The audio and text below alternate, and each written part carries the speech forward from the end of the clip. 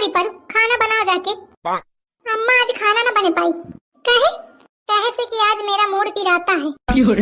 मुझको पिराने के मारे चैन नहीं है, इसलिए खाना बना ना पाऊंगी आज। देसी कुतिया विदेशी बोल। अम्मा क्या तुम बोली आप, मुझको समझ नहीं आया। ढंग से बोली ले, ढंग से।